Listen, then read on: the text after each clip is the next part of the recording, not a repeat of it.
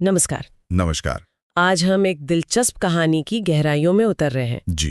हमारे पास R.K. नारायण की जानी मानी कहानी है एन एस्ट्रोलॉजर्स डे, और ये कहानी है एक ऐसे ज्योतिषी की जो शहर के एक व्यस्त पार्क में बैठता है, इमली के पेड़ के नीचे। हाँ। आज हम इस ज्योतिषी के किरदार को, उसके काम करने के ढंग को और हाँ, उसकी जिंदगी में आए उस खास मोड़ को समझने की कोशिश करेंगे। बिल्कुल, वो मोड़ जिसने शायद उसकी जिंदगी बदल दी। जो इस ज्योतिषी के जीवन, उसकी पृष्ठभूमि और खासकर एक रात हुई वो अनोखी घटना उसे विस्तार से बताता है। और उसी घटना ने उसके अतीत के एक बड़े राज पर से पर्दा उठाया था। हाँ, तो इस चर्चा का मकसद यही है कि कहानी के जो मुख्य बिंदु हैं उनको पकड़ें। और खास तौर पर वो रहस्य जो उसके माजी से, उसके अतीत से जुड़ा है। और ये देखें कि कैसे बस एक मुलाकात उसके मन पर सालों से पड़ा एक बोझ हल्का कर देती है। तो चलिए शुरू करते हैं। सबसे पहले वो माहौल देखते हैं जहां ये ज्योतिषी रोज बैठता था। जी। वीडियो के हिसाब से उसका ठिकाना था टाउन हॉल पार्क। एक बड़ा सा इमली का पेड़ था उसके नीचे। बिल्कुल, काफी जानी पहचानी जगह। और उसके पास ऐसा कोई बहुत ज्यादा तामझाम नहीं था। वीडियो में बताया है कि सामान में क्या था। करीब 1 दर्जन कौड़ियां थीं। कौड़ियां? हाँ। एक अजीब सा चौकोर कपड़ा था जिस पर कुछ रहस्यमयी चार्ट बने थे, शायद कुंडली जैसा दिखाने के लिए, हाँ, वो माहौल बनाने के लिए। बिल्कुल। एक नोटबुक थी और कुछ ताड़पत्र, पमीरा राइटिंग जैसे कहते हैं। ताड़ के पत्तों पर लिखी पुरानी इबारत। जी, जिससे लगे कि हाँ भाई, ये कोई ज्ञानी आदमी है, काम और रहस्यमयी लगे। उसका हुलिया भी तो खास था।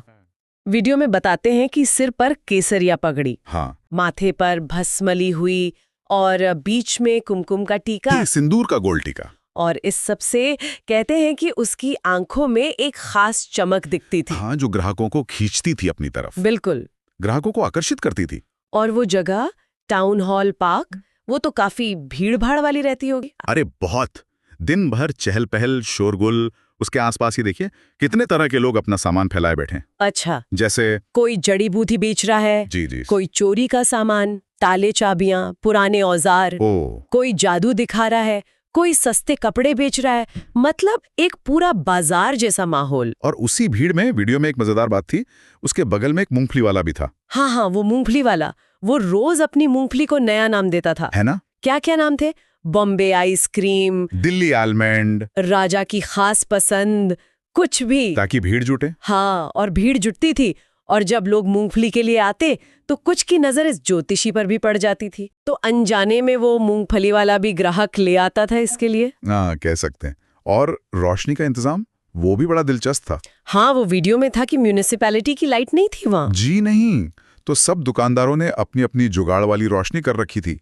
किसी के पास पुरानी गैस लाइट, अच्छा, कोई भड़कीली सी मशाल जलाए है, किसी ने साइकिल की बत्ती टांग रखी है। सही में साइकिल की बत्ती। हाँ, तो चारों तरफ अलग अलग तरह की टिमटिमाती हुई, हिलती डुलती रोशनियां, एक अजीब सा माहौल। और उसी मिली जुली रोशनी में हमारे ज्योतिषी का काम चल जाता था। बस उतना उजाला मिल जाता था। अच्छा, अब जरा इस पे आते हैं। ये तो हुई माहौल की बात। हाँ। लेकिन वीडियो साफ कहता है कि ये ज्योतिषी असल में ज्योतिषी था ही नहीं। बिल्कुल नहीं, उसे ज्योतिष विद्या का क ख ग भी नहीं पता था। तो ये तो एक तरह का धोखा हुआ ना। सरासर धोखा।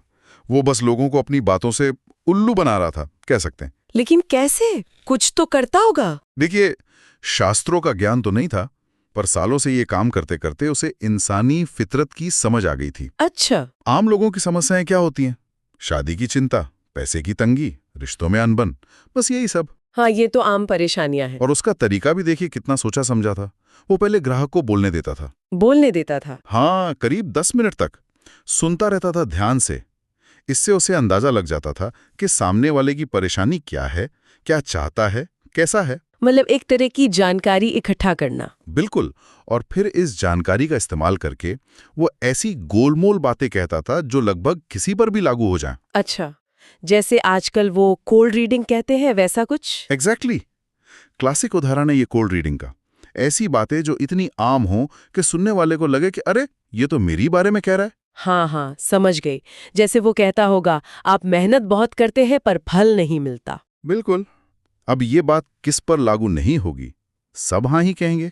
या फिर आपके परिवार में कोई ऐसी महिला है जिससे आपकी नहीं बनती? हाँ, ये भी बहुत आम बात है। ग्राहक को लगता है कि अरे इसे कैसे पता चला, ये तो अंतर्यामी है। और वो वाला जुमला भी तो था, आप बाहर से बड़े सख्त दिखते हैं पर अंदर से नरम दिल है।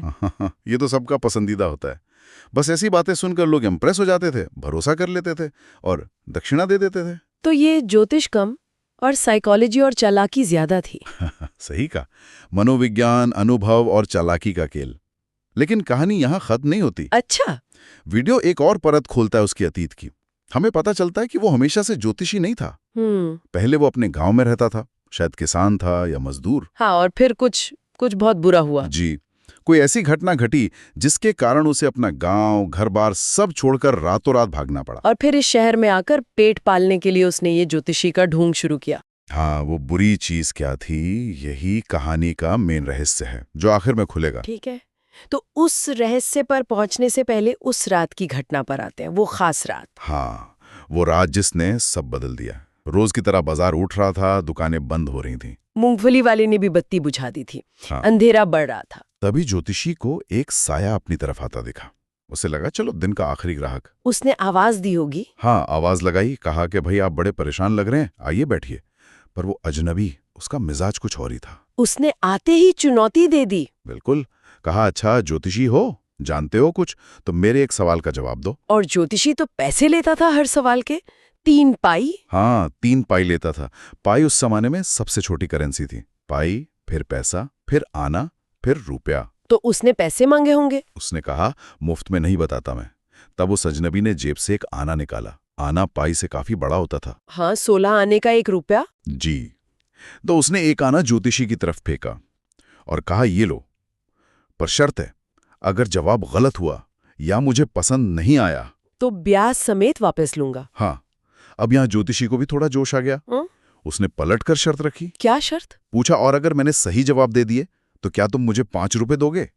5 रुपए तो बहुत बड़ी रकम थी तब। हाँ, बहुत ज्यादा। अजनबी ने साफ मना कर दिया। फिर ज्योतिषी ने दाव घटाया।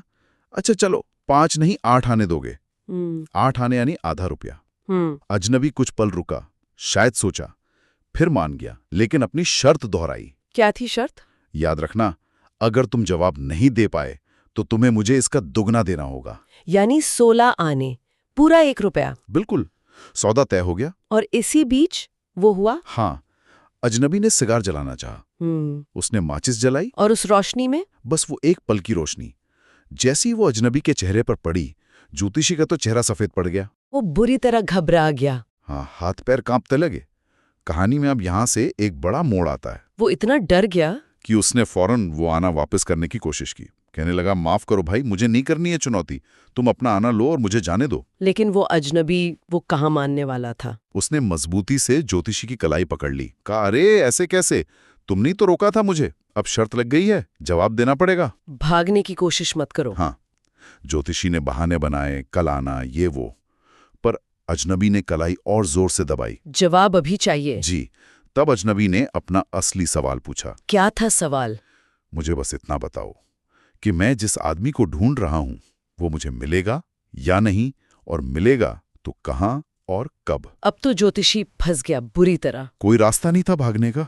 उसने आंखें बंद की, शायद कुछ मंत्र बुदबुदाए, हिम्मत जुटाई और फिर अजनबी से कहा, एक और शर्त रखी। हाँ, एक आखिरी कोशिश।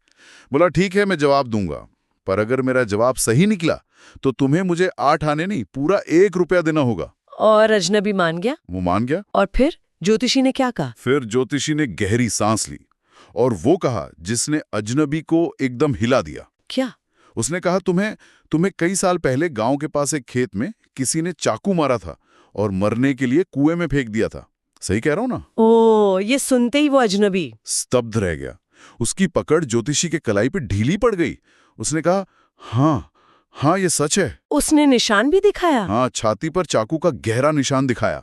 फिर वही सवाल पूछा, पर वो आदमी है कहाँ, बताओ मुझे, क्या नाम है उसका? अब ज्योतिषी ने क्या जवाब दिया? ज्योतिषी ने कहा उसका नाम जानकर क्या करोगे अब, वो तुम्हें कभी नहीं मिलेगा। क्यों? क्योंकि आज से 4 महीने पहले शहर से दूर एक लॉरी के नीचे कुचलकर उसकी मौत हो चुकी है। क्या? मौत हो चुकी है? हाँ। ये सुनकर अजनबी को बहुत निराशा हुई। चेहरे पर जो बदले की आग थी वो बुझ सी गई। और तभी ज्योतिषी ने उसे नाम से पुकारा। बिल्कुल, उसने कहा गुरु नायक। गुरु नायक। वो अजनबी तो चौंक गया होगा। बुरी तरह। पूछा, तुम मेरा नाम कैसे जानते हो? अब ज्योतिषी थोड़ा कॉन्फिडेंट हो गया होगा। हाँ, अब वो उपदेश देने वाले अंदाज में आ गया। बोला, सुनो गुरु नायक, मैं देख पा रहा हूँ तुम्हारा गांव यहाँ से उत्तर में है, 2 दिन लगते हैं ट्रेन से। अच्छा। मेरी सलाह मानो, सुबह पहली गाड़ी पकड़ो और सीधे गांव जाओ। दोबारा इस शहर में मत आना, यहाँ तुम्हारी जान को खतरा है।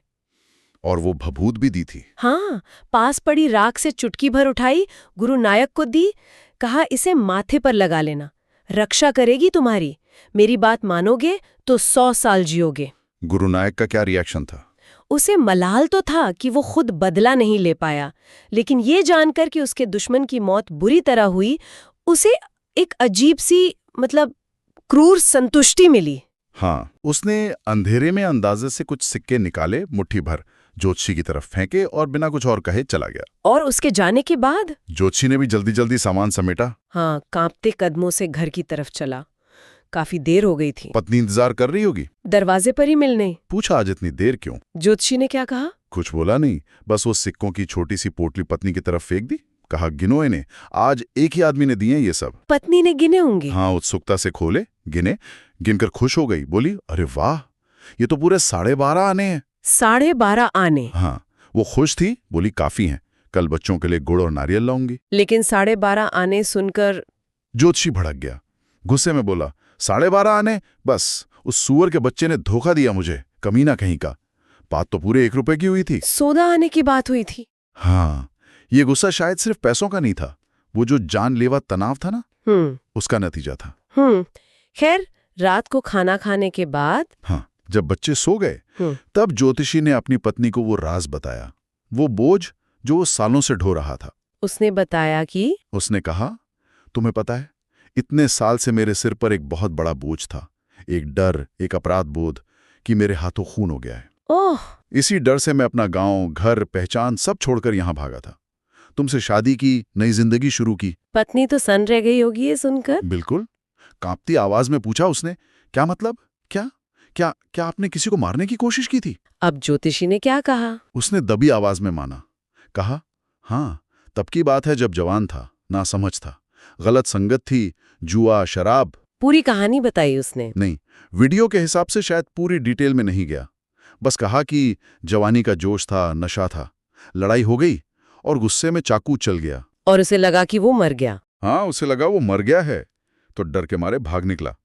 वो शायद घटना की भयावहता को कम करके बता रहा था। हाँ, शायद।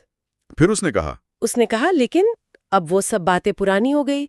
अच्छी बात यह है कि आज मेरे सिर से वो बोझ हमेशा के लिए उतर गया है। क्यों? क्योंकि वो आदमी जिसे मैं इतने सालों से मरा हुआ समझ रहा था, वो असल में जिंदा है। और वो आदमी गुरु नायक ही था। एग्जैक्टली। कहानी के अंत में यही सबसे बड़ा राज खुलता है। वो अजनबी ग्राहक, गुरु नायक, वही इंसान था जिस पर सालों पहले इसी ज्योतिषी ने नशे में हमला किया था और उसे मरा समझकर भाग गया था। जी।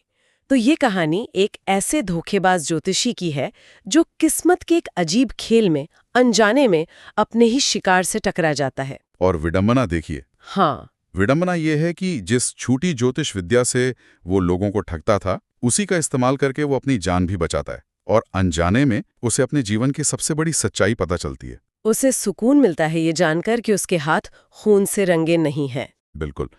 उसके सिर से हत्या का वो सालों पुराना बोझ उतर जाता है, एक गहरा मानसिक सुकून। तो ये थी आर.के. नारायण की कहानी एन एस्ट्रोलॉजर्स डे की एक झलक, उस वीडियो प्रस्तुति के विश्लेषण के आधार पर। जी, बाहर से देखने में साधारण सी कहानी, पर अंदर कितने परत हैं?